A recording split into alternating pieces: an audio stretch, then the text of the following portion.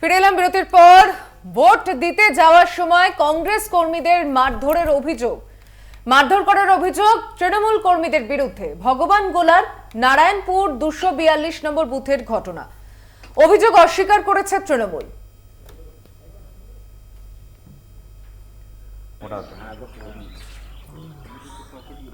আমি ভাবলাম যে কিছু হবে না, আবার মেশিন চুরি করে দিল, যে আবার আজ মারপিট চলছে।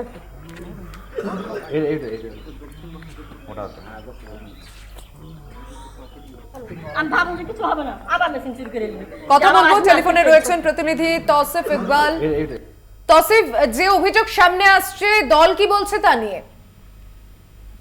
দেখো, যে অভিযোগ সামনে আসছে যে রাজ্য চলছে তৃতীয় দফা নির্বাচন, তার মধ্যে ভগবানগোলা বিধানসভায় লোকসভার পাশাপাশি রয়েছে ভগবানগোলা বিধানসভার বাই ইলেকশন অর্থাৎ বিধানসভার উপনির্বাচন। আর সেই নির্বাচনের ভোট দিয়ে যাওয়ার সময় কিন্তু কংগ্রেস কর্মীদের অর্থাৎ জোট কর্মী সমর্থকদের মারধরের অভিযোগ উঠলো তৃণমূলের কর্মী সমর্থকদের বিরুদ্ধে। 62 নম্বর ভগবানগোলা বিধানসভার ভগবানগোলা ব্লকের অন্তর্গত মরিচা এলাকায় ভোট দিয়ে যাওয়ার সময় এক জোট কর্মী সমর্থককে মারধর করেন। এই বিষয়ে যদিও অভিযোগ অস্বীকার করেন তৃণমূল নেতৃত্বরা, তারা বলেন সম্পূর্ণ একটি সাজানো ঘটনা।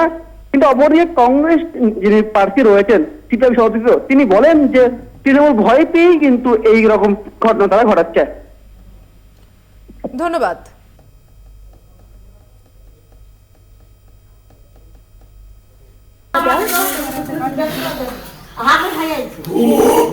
কে মারলো আপনাকে? কে মেরেছে আপনাকে?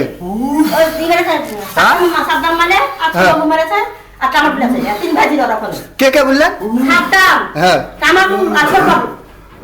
কি কিসের জন্য রাস্তা দিয়ে যাচ্ছিল দিয়ে মেরেছে? কি করতে যাচ্ছিলে? ভোট দিতে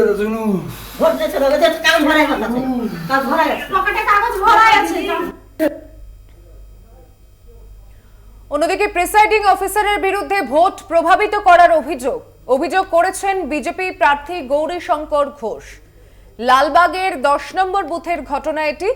মোহাম্মদ সেলিম নাটক করছেন দাবি বিজেপি। অভিযোগ সেটা হচ্ছে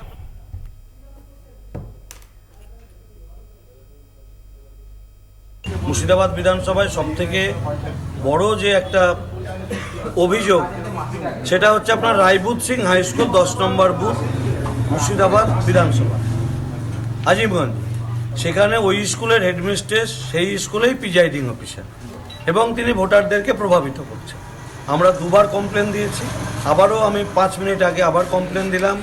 যদি ওরা ব্যবস্থা না নেয়, ওনাকে প্রিজাইডিং থেকে না সরায়, তাহলে আমাদের লোকজন ধর্নায় বসবে। আমিও মানব এবার কি বলবে? এতক্ষণ তৃণমূলের দিকে অভিযোগ আসছিল, এবার বিজেপি আপনাদের দিকে অভিযোগ করছে। আমি না ভাবছি এটা কি বলবো অ্যান্সারটা, কারণ হচ্ছে গিয়ে বিজেপির যিনি প্রার্থী আছেন ওনাকে দেখেই বুঝতে পারছি খুব দুর্ভাগ্যের হলেও সত্য, মানে ভোট যত এগিয়ে আসছে দক্ষিণবঙ্গের দিকে বিজেপির পায়ের নিচের মাটিও সরে যাচ্ছে, পদ্মফুল ফোটানোর জায়গা পাননি। এখন আর কি অভিযোগ করবেন? ওখানে টিএমসিও কিছু করে উঠতে পারছে না, ওনাদেরকে শক্তি দিয়ে দাঁড় করাবেন।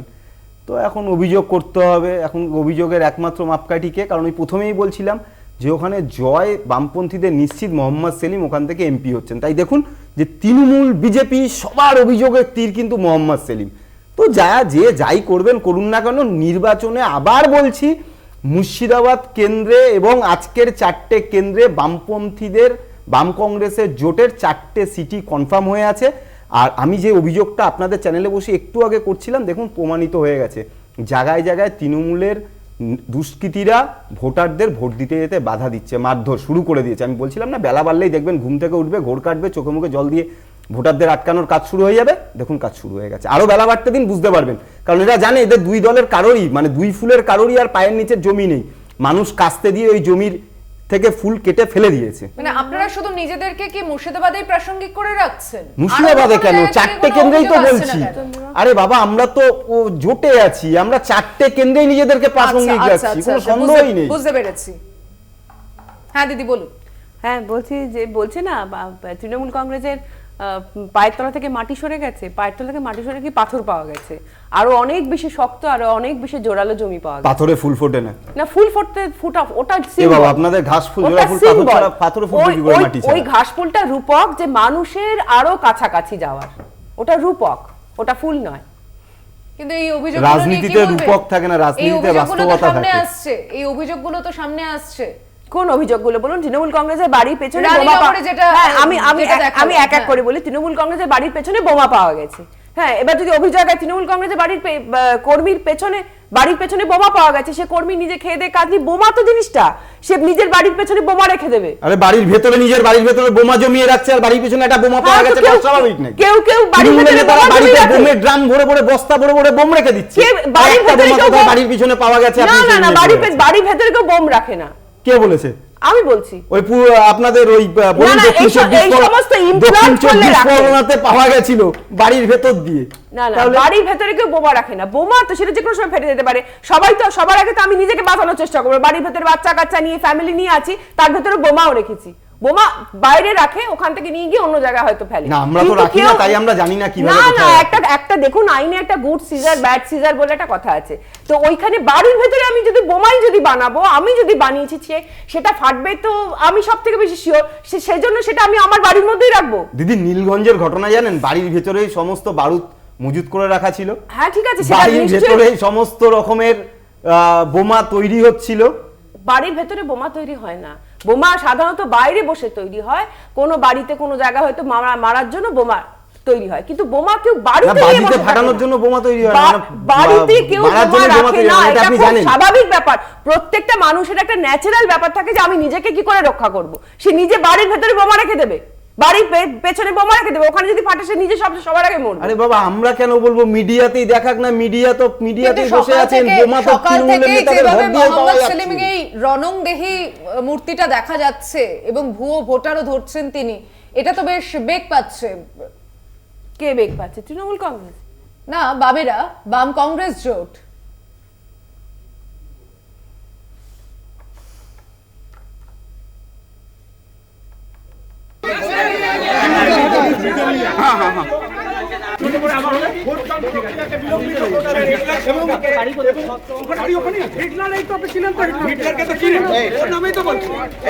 তোমরা দাঁড়াও, আমি এটা সরিয়ে দিয়ে আসি। রবিদি, এখানে তো কেন্দ্রীয় বাহিনীকে দেখা যাচ্ছে, মোহাম্মদ সেলিমের সঙ্গে আছে, তাহলে বিজেপি প্রার্থীর সঙ্গে তখন কেন্দ্রীয় বাহিনী থাকে না কেন, যে তারা ভেতরে রাজ্য পুলিশ ঢুকে যাচ্ছে এই অভিযোগ করছেন? সেটা কিন্তু বিজেপির প্রার্থীর সঙ্গে ছিলেন না, এটা কিন্তু ভুল কথা। মানে এটা ইটস এ রং ন্যারেটিভ। উনি এসেছেন, শিরোপাদীপ এসেছেন পরে, যখন উনি খবর পেলেন উনি তখন এসেছেন, এবং তখন বাইরে থেকে ওদের আইসি এসে সে তাদের বার করে নিয়ে যায়। আর তৃণমূলের যে হতদরিদ্র অবস্থা সেটা তো দেখাই যাচ্ছে। জঙ্গিপুরে ঘোজাপাড়ায় তৃণমূল ভার্সেস তৃণমূল, নব্য তৃণমূল এবং পুরনো তৃণমূল, তারা ঝগড়া করছে।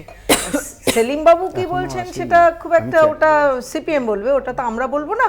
আমরা যেটা বলবো, যেটা গৌরীশঙ্কর ঘোষ যেটা কমপ্লেন করছেন, আমরা সেটা নিয়ে কথা বলবো। আমরা কখনোই অন্য দলের নিয়ে কথা বলি না, এই কারণেই যে অন্য দলের নিয়ে কথা বলার কোনো জায়গা নেই। আর আপনারা তো জানেন যে বাড়ির ভেতরে বোমা মজুত করা হয় কি না, সেটা সন্দেশখালিতে দেখেছেন, বোমা, পিস্তল, বিভিন্ন জিনিস মজুত করা হয়েছে, এবং বিভিন্ন জায়গায় বাড়ির ভেতর থেকে বোমা উদ্ধার হচ্ছে, পুকুর পাড় থেকে বোমা উদ্ধার হচ্ছে, বিভিন্ন জায়গায় পুকুর পাড় থেকে বোমা উদ্ধার হতে পারে, গোয়ালঘর থেকে বোমা উদ্ধার হচ্ছে। তার মানে মানুষ বেঁচে থাকুক, গরুগুলো মরে যাক, গোয়ালঘর থেকে উদ্ধার হচ্ছে। এবং কালীপটকার ফাটাতে 30-40 ফুট দূরে গিয়ে তৃণমূল নেতাদের দেহ, ছিন্ন বিচ্ছিন্ন দেহ পাওয়া যাচ্ছে।